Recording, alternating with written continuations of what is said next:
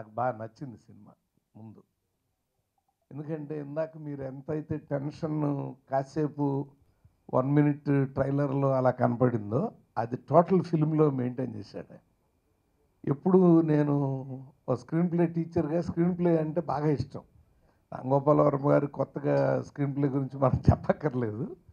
కానీ అద్భుతమైనటువంటి ఒక ఉత్కంఠని హాలీవుడ్ సినిమా చూసిన ఎఫెక్ట్ తీసుకొచ్చారు. మా విష్ణు దేనికైనా రెడీ విష్ణును ఈ విష్ణుని చూస్తే అస్సలు ఎంత అద్భుతంగా నటించాడంటే మీకు చాలా సీనుల్లో అట్లా అది కనపడుతుంది ఆ ఎఫెక్ట్. నిజంగా చాలా అద్భుతమైనటువంటి ఒక అంశం ఇవాళ ఎక్కడెక్కడో ఏటీఎంలో ఎవరు చంపేస్తారో తెలియదు, ఆ రోడ్డు మీద వెళ్తుంటే ఎవరు చంపేస్తారో తెలియదు. అలాంటి టైంలో ఒక కిల్లర్ తీసుకుని అసలు భయపెట్టడం కూడా చూడండి. మొదటి శవం జూబ్లీ హిల్స్లో దొరికింది అనగానే రేపొద్దున అందరూ ఒక ఉత్సాహాన్ని చేస్తారు. చాలా బాగుంది. నాకు తోచిన 2 సలహాలు కూడా చెప్పాను. ఆయనకి నచ్చినాయి. ఆయన దాన్ని కూడా మళ్ళీ మేము రష్ చేసే చూసాం ముందు. ఇంకా అందుకని ఈ చిత్రం ఎప్పుడైతే ఇలాంటి చిత్రాలకి ఆదరణ పెరుగుతుందో, అప్పుడు మేము వచ్చిన కొత్తలో ఎలా అయితే హ్యాపీగా చక్కగా ఒక పద్ధతి అయిన కథలు రాసుకుంటూ వెళ్ళేవాళ్ళం. ఆ తర్వాత కమర్షియల్లోకి వచ్చాం. కానీ రామ్ గోపాల్ వర్మ గారు తను అనుకున్న దాన్ని ఓ పద్ధతిలో తీసుకెళ్తా ఉంటాడు ఆయన. ఇది అందులో విజయాన్ని సాధించే విధానం మాత్రం తప్పనిసరిగా ఉంటుంది. అనుక్షణం ఇందులో మీకు ఉత్కంఠ ఉంటుంది. అనుక్షణం మీకు ఉత్సుకత ఉంటుంది. అనుక్షణం మీకు దాని మూలంగా లభించే వినోదం ఉంటుంది సినిమాలో. కాసేపు మన బ్రహ్మానందం పాత్ర కూడా చాలా చక్కగా నవ్విస్తుంది మిమ్మల్ని. రేవతి గారు ఒకళ్ళు చాలా అద్భుతంగా చేశారు ఈ చిత్రంలో. ఆఫ్టర్ చాలా కాలం తర్వాత ఆవిడని ఎన్నో మంచి సినిమాల్లో చూసి మళ్ళీ మన రామ్ గోపాల్ వర్మ విష్ణు గారి సినిమాలో దాంట్లో అద్భుతమైన పెర్ఫార్మెన్స్ అలా ఎంత అతుక్కుపోయారో ఆ పాత్రకి. కాబట్టి ఒక మంచి చిన్న పాయింట్ని తీసుకుని దాన్ని 2 గంటల సినిమాగా అద్భుతంగా ఉత్కంఠభరితంగా తీసినటువంటి రామ్ గోపాల్ వర్మ గారిని, దానికి ఆ కథకి తను న్యాయం చేయగలడని విష్ణుని తీసుకోవడం. విష్ణు ఒక అద్భుతమైనటువంటి క్లాస్ ఓరియంట్ మాస్ అంటే క్లాస్లో మాస్ హీరోలు ఉంటారు కొంతమంది. అది ఉంది ఆ బాడీ లాంగ్వేజ్ ఈ సినిమాలో. మీరు చూశారు ఇందాక 2-3 షాట్లు. క్లాస్గా యాక్ట్ చేస్తా అందులో ఇన్వాల్వ్ అయి ఉంటుంది మాస్. అంత అద్భుతంగా యాక్ట్ చేశారు. All the best Vishnu. డెఫినెట్గా ఆగస్టు 15 దేశానికి స్వతంత్రం కాదు, నీకు చాలా స్వతంత్రం పొందిన ఆనందం వస్తుంది. Good evening, everybody. Sir, I'm honored to be here, standing here, and share this stage to tell you that this was a wonderful experience for me. నేను విష్ణుతో ఫస్ట్ టైం వర్క్ చేశాను. నేను మీది విష్ణుది రౌడీ చూసి నాకు చాలా నచ్చింది. And he every actor has something new to learn with every film one does. So I think Vishnu seriousness anedi we have seen D and all. That's my favorite film of Vishnu's, and seeing him do something so serious and so convincingly, I think he's done a great job. And Ram Gopal Varma gartho idu na third picture. Naku I cannot tell you how big a fan I am. నేను ఆయన చాలా పిచ్చ ఫ్యాన్ని. So ఆయన నాకు ఈ అవకాశం ఇచ్చినందుకు I'm really very happy. And ఇందులో నేను ఒక రిపోర్టర్ రోల్ చేస్తున్నాను, మీరు అందరు చూసే ఉంటారు. It's a very serious role and I really worked a little bit. నా సొంతంగా మిగతాదంతా ఆయన ఇన్పుట్టే, నేను ఎలా పర్ఫామ్ చేయాలి and you know my character and all. So he helped me develop that role. And Ramu garu, thank you for believing me again and giving me this role. ఈ movie గురించి చెప్పాలి అంటే కొత్త there's a new way of their doing it, the auction అనేది నాకు I really don't have నాకు అవగాహన లేదు దాని గురించి ఏంటి అనేది. నేను వెబ్సైట్ చూశాను, సో దాని ద్వారా నాకు తెలిసింది this is a new way of you know the doing this film. So I hope that new people come forward and accept this, and I hope this becomes a big success. Thank you so much, Vishnu. Thank you, sir, for coming over and మీరు మీ ideas చెప్పినందుకు and మీకు నచ్చింది, మీరు ఏదైతే బ్లంట్గా చెప్పారో నాకు అది చాలా నచ్చింది. Thank you so much sir, and thank you for giving me this opportunity. And Mohan Babu garu, మీరు అన్నారు నేను మీ డార్లింగ్ గురించి చెప్పాలని.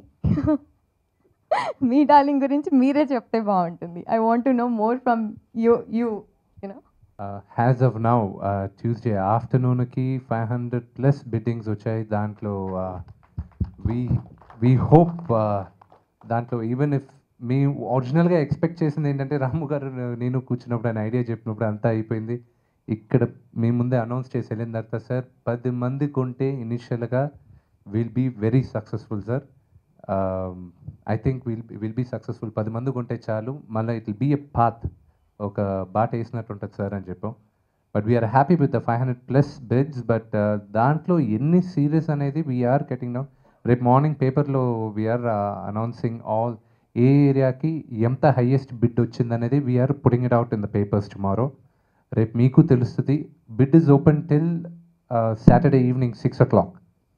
అండ్ దీంట్లో మాకు వన్ ఫ్లా మేము చేసిన తప్పు ఏంటంటే మేము ఊహించింది క్రెడిట్ కార్డ్ సిస్టమ్ పెట్టలేదు. But it was too short a notice for us to do all that.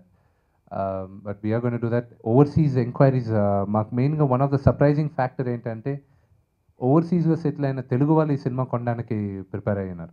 So that was a very interesting factor which మేము అది ఊహించలా. సో ఫార్ అగైన్ మనం సండే కలవాలి. ఆ రోజు మేము విన్నర్స్ అందరిని అనౌన్స్ చేస్తాం. మెయిన్ థింగ్ నాకు ఈ ఐడియా వచ్చినప్పుడు దీని డీటెయిల్స్, ఒక సినిమా అనేది ఏ నిర్మాత అయినా ఏ దర్శకుడైనా ప్రేక్షకుల కోసం తీస్తాడు. ఇక్కడ ఉన్న యూనిక్నెస్ ఏంటంటే ఫిల్మ్ ఇండస్ట్రీలో స్టీల్ ఇండస్ట్రీ, కాంక్రీట్ లేకపోతే ఏదో ఒక మెషిన్స్ తయారు చేయడం అనేది ఎవరికి తెలియదు దాని గురించి. కానీ సినిమా ఇండస్ట్రీ అనేది ప్రతి ఒక్కరికి తెలుసు. ఎందుకంటే ఆ గ్లామర్ ఉండబట్టి, లేకపోతే స్టార్స్ బట్టి, లేకపోతే వాట్ ఎవర్ ఇష్యూస్, ఒక స్టోరీ అనేది ప్రతి వాళ్ళు కనెక్ట్ అవుతారు కాబట్టి దాన్ని ఫాలో అవుతారు. ఏమవుతుంది, ఏ సినిమా ఎలా ఆడుతుంది, ఏంటి, ఎలా దాని బేసిక్ ఫీల్ ఎలా ఉంది, ట్రైలర్ ఎలా ఉంది, ఇలాంటి విషయాలన్నీ. అప్పుడు అంత కనెక్ట్ అయి ఉన్న వాళ్ళకి బిజినెస్లో కూడా వాళ్ళకి రావడానికి అవకాశం ఇవ్వటం అనేది. ఇంకోటి, ఒక సాంగ్ వినిపిస్తే వాళ్ళకి నచ్చచ్చు, ఇంకోటికి నచ్చకపోవచ్చు, ఇంకోటి చాలా నచ్చచ్చు, ఇంకోటి అసలు మధ్యలో ఆపేయచ్చు. అలా రకరకాల టేస్ట్లు, అభిప్రాయాలు అనేది ఎమోషన్కి సంబంధించి, ఆర్ట్స్కి సంబంధించి ఉంటాయి. అప్పుడు అది చూసి డెసిషన్ తీసుకునే ఫీల్ ఉన్నవాళ్ళు ఎంత పెంచితే ఆ సినిమాకి అంత న్యాయం చేకూరుతుందని నా ప్రైమరీ ఐడియా ఇది ఫస్ట్లో వచ్చింది. కానీ ఐడియా రావటానికి, దాన్ని ఇంప్లిమెంట్ చేయడానికి ఉన్న ప్రాక్టికల్ డిఫికల్టీస్, అంటే ప్రాక్టికల్ ప్రాబ్లమ్స్ అవ్వచ్చు, లేకపోతే ఒక పద్ధతికి అలవాటు అయిపోయి సంవత్సరాల నుంచి దీన్ని మార్చాల్సిన అవసరం ఉందా, మార్చితే ఏమవుతుంది, ఎందుకులే మనం ఒక్కడే లైన్లోంచి బయటకు వచ్చి వేరే విధంగా చేయాల్సిన అవసరం ఏంటి అనే ఉద్దేశంతో చాలామంది ఒక కొత్తదనాన్ని ఎప్పుడు అసలు స్వీకరించరు. సో ఈ ఐడియా వచ్చినప్పుడు నేను ఫస్ట్ విష్ణుతో మాట్లాడి, నేను నా మైండ్లో మోహన్ బాబు గారు అసలు ఒప్పుకోరు దీనికి. ఎందుకంటే ఇండస్ట్రీలో నాకు తెలిసి ఎంత ఎక్స్పీరియన్స్ ఉంటే, ఎంత ఎక్స్పోజర్ ఉంటే వాళ్ళు అంత పాతగా ఆలోచిస్తారు. ఆబ్వియస్లీ ఫస్ట్లో వచ్చినప్పటి నుంచి అంత అనుభవం ఎంత వస్తే అంత ఎక్స్పీరియన్స్ పాత పడతారని నా ఫీలింగ్, ఎస్పెషల్లీ ఫిల్మ్ ఇండస్ట్రీలో. సో విష్ణుకి ఇమ్మీడియట్గా అర్థమవుతుంది మోహన్ బాబు గారిని ఒప్పుకోరు, ఎలా అయినా ట్రై చేసి కన్విన్స్ చేద్దాం అనేది నా మైండ్లో ఎక్కడో పెట్టుకున్నాను. అంటే నాకు ఆయనకు ఉన్న క్లోజ్నెస్, నాకు ఉన్న ఒకే ఫ్రెండ్ అని నేను చాలాసార్లు చెప్పడం జరిగింది. సో మోహన్ బాబు గారు లేనప్పుడు ఫస్ట్ నేను విష్ణువు చెప్తే, విష్ణు ఇన్ని ఇంట్రెస్టింగ్గా ఉందండి అని తన మా ఒక ఆలోచనలో పడిపోయి కొంచెంసేపు ఆలోచించి తర్వాత లేదండి అని ఇలా చేసి ఐఎమ్ స్కేర్డ్ అన్నాడు. ఎందుకు స్కేర్డ్ అంటే, వినటానికి బాగుంది కానీ ఏదో ఉంది నాకు అని. ఆబ్వియస్లీ విష్ణు అనేది ఇప్పుడు నేను ఈ ఐడియా చెప్పేటకి విష్ణు రేపు పొద్దున్న డిస్ట్రిబ్యూటర్స్ లేకపోతే థియేటర్స్ ఇలా ఎన్నో రకాల ప్రాక్టికల్ ప్రాబ్లమ్స్ తను ప్రొడ్యూసర్గా ఉన్న ఒక పొజిషన్లో ఆలోచించాల్సిన అవసరం ఉంది. దీని వలన ఎక్కడేం ఎఫెక్ట్ అవుతుందని 1-2 సార్లు చెక్ చేసుకుని తన వాళ్ళతో మాట్లాడాల్సిన అవసరం ఉంది. కాబట్టి తన ఎంతూజియాజం చూపించిన ఎక్కడో ఒక కేర్ఫుల్నెస్ తోటి చాలా ఒక డౌట్లో ఉన్న ఫీలింగ్ వచ్చింది నాకు. తర్వాత నేను మోహన్ బాబు గారు విష్ణువే ఇలా డౌట్ కొంటే ఇంక మోహన్ బాబు గారు చెప్పాల్సిన అవసరం కూడా లేదు అని నాకు ఫీలింగ్ వచ్చింది. అప్పుడు తర్వాత విష్ణువే నాకు ఫోన్ చేసి ఒక 2-3 గంటలయ్యాక నాన్నగారికి చెప్పాను, ఇమ్మీడియట్లీ ఎక్స్ట్రాడినరీ అని చెప్పారు అన్నారు. సార్ థ్యాంక్ యూ సార్, మీరు అది చెప్పకపోతే అసలు ఇది జరిగేది కాదు. అంటే ఐడియా రావడానికి నాకు రోజుకి 100 ఐడియాలు వస్తాయి, కానీ దాన్ని ఒక ప్రొడ్యూసర్గా ఇంప్లిమెంట్ చేసి ఒక రిస్క్ని టేక్ ఓవర్ చేయడానికి చాలా గుండె ధైర్యం కావాలి ఒకటి. రెండోది మోహన్ బాబు గారు ఆబ్వియస్లీ ఆయన పర్సనాలిటీలోనే ఒక దమ్ము చేసి చూద్దాం తర్వాత ఏం చేద్దాం అనే ఒక యాటిట్యూడ్ ఉంది కాబట్టి అది హెల్ప్ అయింది. మూడోది ఆయనకు ఐడియా విపరీతంగా అర్థమైంది. మా అందరికన్నా నాకన్నా ఎక్కువ ఆయనకు అర్థమైంది యాక్చువల్గా అయిపోయిన తర్వాత. So I think apart from Idea, MB Corp, Mohan Babu garu దానికి ఓకే అని గ్రీన్ సిగ్నల్ ఇవ్వటం, తర్వాత విష్ణు తన టెక్నీషియన్స్తో కూర్చుని ఒక రికార్డ్ టైంలో అసలు ఈ వెబ్సైట్ క్రియేట్ చేసి, దాంట్లో ఇందాక చెప్పినట్టు 1-2 ప్రాబ్లమ్స్ ఉండొచ్చు, బట్ ప్రాబ్లం అనేది సొల్యూషన్స్ వస్తూనే ఉంటాయి. So I think I'm very thankful to both Vishnu and Mohan Babu garu for these 2 reasons. ఇంకోటి ఇక్కడ ముఖ్యంగా తెలుసుకోవాల్సింది ఏంటంటే, నేను అనుకున్న దానికన్నా బిట్స్ ఏంటి, ఫస్టే నేను విష్ణు ఇందాక చెప్పినట్టు తను అన్నట్టు అనుకున్నాం, ఏదన్నా ఒక కొత్తది అసలు అండర్స్టాండ్ చేసుకోవటానికి అది ఏంటి ఇదేంటి అని జనంలోకి వెళ్ళటానికి. జనం అనేవాళ్ళు 100 పనులు చేస్తూ ఉంటారు. నేను ఏదో ఇక్కడ అనౌన్స్ చేసామని వాళ్ళ పనులన్నీ మానేసి ఏంటి అనౌన్స్ చేస్తున్నారు వినటానికి ఎవరికి టైం ఉండదు. సో ఏదైనా వెళ్ళటానికి టైం పడుతుంది. ఆ టైం ఉందా ఇప్పుడు అనేది ఒక పాయింట్. రెండోది అర్థమవుతుందా లేదా, ఎంత టైంలో అర్థమవుతుంది, అర్థమైన తర్వాత వాళ్ళ డీటెయిల్స్ కనుక్కోవడానికి ఎంత టైం తీసుకుంటారు, ఇవన్నీ పరిగణలోకి తీసుకుని, సో అట్లీస్ట్ మనం ఒక 10% అనేది సక్సెస్ అయినా, మన 100% అనేది ఒక ఉదాహరణకి 100 సెంటర్స్ మనం ఓపెన్ చేస్తే దాంట్లో 10 సెంటర్లు అయినా కూడా ఒక పాత్ అనేది ఓపెన్ అవుతుంది. అది వేరే సినిమాకి ఎక్కువ అవ్వచ్చు, ఇంకా ఎక్కువ అవ్వచ్చు, వాటెవర్ అవ్వచ్చు. ఇంకో ముఖ్యమైనది ఏంటంటే, ఇది ఈ ఒక్క సినిమాకి మొత్తం టోటల్ ఇండస్ట్రీలో ఉన్న హోల్ సెటప్ అనేది మారిపోతుంది ఈ ఐడియాతోటి. ఎందుకంటే ప్రతి ఒక్కళ్ళు ఏ సినిమా, చిన్న సినిమా పెద్ద సినిమా, ఏ సినిమా అయినా కూడా అది ఓపెన్ చేసేటప్పటికి ఎవరి వాల్యూ వాళ్ళు కడుతూ ఉంటారు. సో మొత్తం ఆడియన్స్ పార్టిసిపేషన్ వచ్చేస్తుంది. సో వేలం పాట ఏమిటి, సినిమా ఏమిటి అని నన్ను అడిగారు. ఏంటయ్యా అని. చీప్గా ఉంటుందండి. అంటే చీప్ అంటే ఏంటన్నా, అంటే ఏంటి, what is mean by cheap? దొంగతనం ఇప్పుడు చీప్ కాదు, మోసం చీప్ కాదు, ప్రజలను మోసం చేయడం చీప్ కాదు, అవన్నీ గొప్ప విషయాలు. బట్ మేము చేస్తున్నది చీప్ కాదు, గొప్ప విషయం.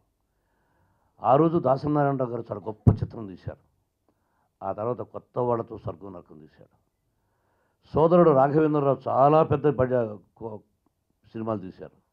అలాగే జ్యోతి అని ఒక చిన్న సినిమా తీశారు. పెద్ద సినిమాలు తీస్తేనే గొప్పవాడు, చిన్న సినిమాలు తీస్తే చిన్నవాడు కాదు. ఇక్కడ పెద్ద చిన్న కాదు, తెలివితేటలు. అటు పెద్ద సినిమాను తీయాలి, అటు చిన్న సినిమాను తీయాలి, కొత్త వాళ్లతోనూ తీయాలి, అనుభవం నటీనటులతోనూ సినిమా తీయాలి. అది నిజమైన దర్శకుడు. సామాన్యంగా ఎక్కువ శాతం ఇప్పుడున్న దర్శకుల్లో డబ్బులు ఎక్కువ ఏముంది, నాలెడ్జ్ ఉండదు. ఒక జూనియర్ ఆర్టిస్టులు ఎంతమంది కావాలంటే యాక్చువల్గా 5 మంది కావాల్సి వస్తే 200 మంది పెట్టుకుంటాడు. నాలెడ్జ్ లేదు, అలా అయిపోయింది. అటువంటి నిర్మాతలు, అటువంటి దర్శకులు, అటువంటి వాళ్ళు ఎక్కువ శాతం వస్తున్నారు. ఇప్పుడు మంచి నిర్మాతలు, మంచి దర్శకులు వేళ్ల మీదనే ఉన్నారు. అలాగే మంచి డిస్ట్రిబ్యూటర్స్ కూడా వేళ్ల మందనే మధ్యన ఉన్నారు. ఎగ్జిబిటర్స్ కానీ డిస్ట్రిబ్యూటర్స్ కానీ కొంతమంది చాలా మంచివాడు ఉన్నారు. కొంతమందిలోకి వెళ్ళిపోయినాయి థియేటర్స్. వాళ్ళు ఏం చెబితే అది 10,000 ఉన్న థియేటర్లు 30,000 అంటున్నారు, 50,000 అంటున్నారు. మాకు ఈ వ్యాపారం తప్ప, సినిమా వ్యాపారం తప్ప ఏమీ తెలియనప్పుడు సినిమా తీయడం, వాళ్ళు మనకు తెలుసు ఆ సినిమా ఓనర్ దగ్గర నుంచి వీళ్ళు ఎంతగా తీసుకున్నారు అని. ఇక ఇతను ఇవ్వనప్పుడు ఏం చేస్తాం మనం? అలా జరుగుతుంది ఇప్పుడు. ఇదేమైనా ఒక సినిమాను ఒకరు కొన్నప్పుడు ఆ కొన్న వ్యక్తి లెక్కలు ఏం చెబితే అది నమ్మాల్సి వచ్చే పరిస్థితి.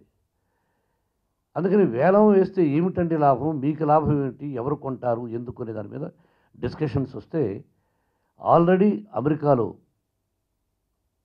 ఇతర దేశాల్లో ఉంది, నార్త్ ఇండియాలో కూడా ఉంది అని వర్మ చెప్పాడు. ఒక కొత్త వరవడిని తీసుకెళ్ళాలి.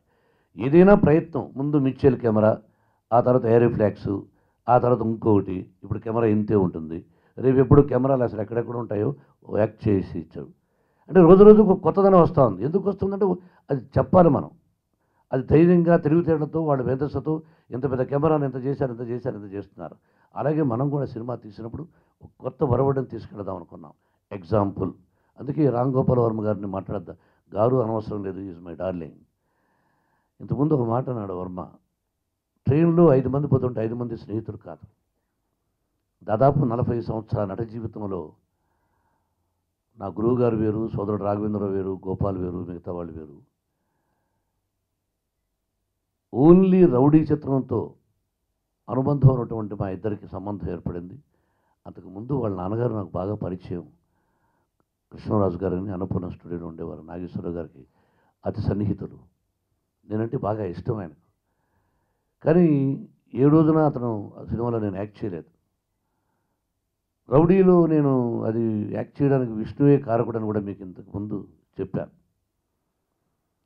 ఆ రోజు నుంచి ఐ బికేమ్ ఏదో ఒక మంచి అమ్మాయిని చూసి మనం అంటే నేను కాదు, నేను యంగేజ్లో మనందరం యంగేజ్లో ఒక అందమైన అంటే beauty is to see not to touch అంటారు. తప్పు గారు అందాన్ని ఆస్వాదించాలి, అంతేగాని ఇంకోటి చేయకూడదు. అలాగా అతని టాలెంట్కి నేను బలిసయ్యాను. ఇది ఎగ్జాజరేషన్ కాదు. అతను హైదరాబాద్ నుంచి ఢిల్లీ వరకు అంటే నేషనల్ డైరెక్టర్ అయ్యాడు అతను. ఓన్లీ నాట్ ఇక్కడ డైరెక్టరే కాదు. అటువంటి గొప్ప దర్శకుడు. సెట్కి వస్తే 24 గంటలు ఆ సినిమాను గురించి తప్ప వేరే వ్యామోహం లేని వ్యక్తి. మార్నింగ్ 6 o'clock, ఈవినింగ్ 6 ఆఫ్టర్ 6 ప్రతి ఒక్కరికి పర్సనల్ విషయాలు ఉంటాయి. Such a wonderful person, wonderful technician. అతనికి నేను నిజంగా బానిసయ్యాను నేను. అందుకే నా డార్లింగ్ అన్నాను. Whole heartedly I love him, I love his talent. ఆ తర్వాత ఈ సినిమాకి వస్తే నా కథ చెప్పారు వర్మ. కథను చూచాయిగా విన్నాను, సైలెంట్ అయ్యాను. ఏంటి డాడీ అని విష్ణు అడిగాడు. ఎలాబరేట్గా చెప్పాలి మీకు, మీరు టీవీలో ఎంత వేసినా I want to tell that. అంటే వచ్చారు కదా అని మాట్లాడడం కాదు, మైక్ ఇచ్చారని కదా మాట్లాడడం కాదు, విపులంగా చెప్పాలి. దాన్ని ఏం కొత్త పాయింట్లు రాసుకోండి. ఏంటి విష్ణు ఇప్పుడే రౌడీ తీసాము, నాకు చాలా పనులు ఉన్నాయి ఎడ్యుకేషన్ ఇన్స్టిట్యూషన్స్లో, కొంచెం గ్యాప్ ఇద్దాం అనుకుంటాను, అందులో కరెంటు తీగ ఒకటి తీస్తున్నాం మనోజ్తో. అంటే లేదు డాడీ నేను ఈ సినిమా తీయాలనుకుంటున్నాను. అయితే కథ చెప్పాడు. ఆ తర్వాత మీరు ఫస్ట్ కాపీ చూపించండి, అంతవరకు నాకు ఏం చూపించొద్దు అన్నాను. రీ రికార్డింగ్ ఉందండి చూస్తారా అన్నాడు. నువ్వు చూడమంటే చూస్తా అన్నావు. అగ్రజుడు ఫోన్ చేసి అగ్రజ వస్తావా చూద్దాం, ఏదైనా సలహాలు ఉంటే చెబుదామని. సినిమా నిజం చెప్తున్నాను, ఒట్టేయమంటే దైవసాక్షిగా అని చెప్తున్నాను. నేను ఇంట్రెస్ట్గా వెళ్ళి చూడలేదు సినిమాను. ఏముంటుంది ఏదో తీసుంటాడు, వరమై తీశాడు, ఏదో తక్కువ బడ్జెట్ అని. తక్కువ బడ్జెట్ అంటే మీకు చెప్పాను, విష్ణుతో 25 కోట్ల రూపాయల సినిమాను తీశాను. అలాగే రౌడీ కూడా తక్కువ బడ్జెట్, అలాగే ఇది కూడా తక్కువ బడ్జెట్. మళ్ళీ 30 కోట్ల రూపాయల సినిమా విష్ణుతో నేను తీస్తున్నాను. దీనికంటే 4 రెట్లు ఎక్కువ ఖర్చుతో మా గురువు గారు ఇప్పుడు సినిమా తీస్తున్నారు, ఆయన సినిమా.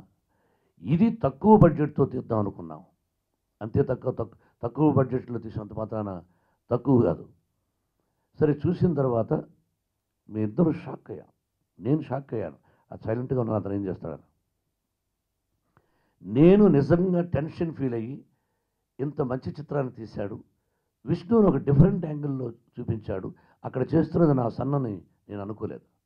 ఒక క్యారెక్టర్, ఒక ఆఫీసర్, పోలీస్ ఆఫీసర్. అసలు ఆ కథలోకి వెళ్ళిపోయాను నేను. ఆషామాషా కథ కాదు, ఒక బ్యూటిఫుల్, ఇప్పుడు సొసైటీలో జరుగుతున్న దాన్ని ఒక అందంగా తీర్చి చూపించారు. ఈ రోజున ఒక క్యాబ్ డ్రైవర్ అంటే ట్యాక్సీ డ్రైవర్లు అందరూ చెడ్డవాళ్ళు కాదు, రిక్షా సోదరులు చెడ్డవాళ్ళు కాదు, కారు నడిపేవాళ్ళు అందరూ చెడ్డవాళ్ళు కాదు. మంచి చెడ్డ ఎలా ఉంటుందో అలాగే చెడ్డవాళ్ళు మంచివాళ్ళు ఉన్నట్టు ఒక చెడ్డవాళ్ళు కూడా ఉంటూ ఉంటారు. ఆ ఒక్కరి వల్లనే సొసైటీ బ్యాడ్ నేమ్ వస్తుంటుంది. ఏం చేయలేము. పోలీసు వాళ్ళు ఏమవుతుందండి, పోలీసులు నిజంగానే కష్టపడినా కూడా అంత ఈజీ కాదు టు క్యాచ్ ది దొంగను. ఈ మధ్య కూడా హైదరాబాద్ జరిగింది ఒక సంఘటన, ఎంత హృదయ విదారకం, తలుచుకుంటే చెప్పుకుంటే అసలు సిగ్గుపడాలా, ఏ సమాజంలో ఉన్నాం మనం అనిపిస్తుంది. ఏదేమైనా సినిమా చూసి చాలా అద్భుతంగా సంతోషించాను. సోదరుడు కూడా ఇది సలహాలు ఒకటో రెండో చెప్తే మళ్ళీ చేయడం జరిగింది. ఇది కొత్త పద్ధతి ఏమిటంటే, యాక్చువల్గా నేను ఎందుకు మనమే రిలీజ్ చేద్దాం, ₹4 వస్తుందని కూడా చెప్పాను. లేదు కొత్త వరవడే అని చెప్పారు. ఎగ్జాంపుల్ పాలకొల్లు, లేదా వైజాగ్, లేదా కడప, రమేషు, చిట్టిబాబు, సురేషు ఎవరో ఒకరు సినిమా కొనాలనుకుంటారు. ఈ సినిమాలో కొత్తదనం ఏంటంటే, చిట్టిబాబు సమర్పించు, పాలకొల్లులో ఒక వ్యక్తి సినిమా కొన్నాడు చిట్టిబాబు అని. అక్కడ ఏం పడుతుంది, చిట్టిబాబు సమర్పించు పలాని అనుక్షణం అనేది పడుతుంది.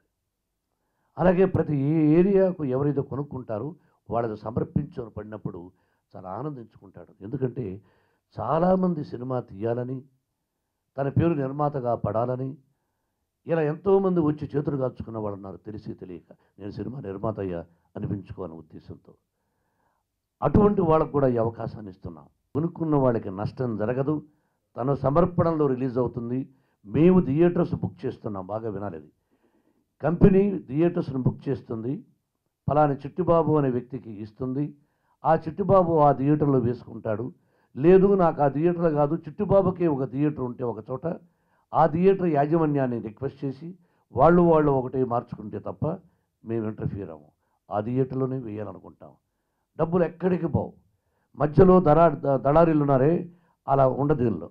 You will be happy, buyer happy, మేము హ్యాపీ, 10 మంది హ్యాపీ అనే ఉద్దేశంతో కొత్తదనం కోసం కొత్త దారిలో వెళుతున్నాం. టెక్నీషియన్గా మా గురువుగారు మొన్న ఒక మాట అన్నాడు, మోహన నువ్వు ఎందుకు రామ్ గోపాల్ వర్మను నువ్వు ఇంత ఇష్టపడుతున్నావో నాకు తెలుసు, అతనికి 24 గంటలు సినిమా తప్ప వేరేది లేదు నాన్న, గొప్ప టెక్నీషియన్ అతను, we must feel proud about that Varma అని అన్నాడు. అందుకని అతని టాలెంట్కు బానిసయ్యాను నేను.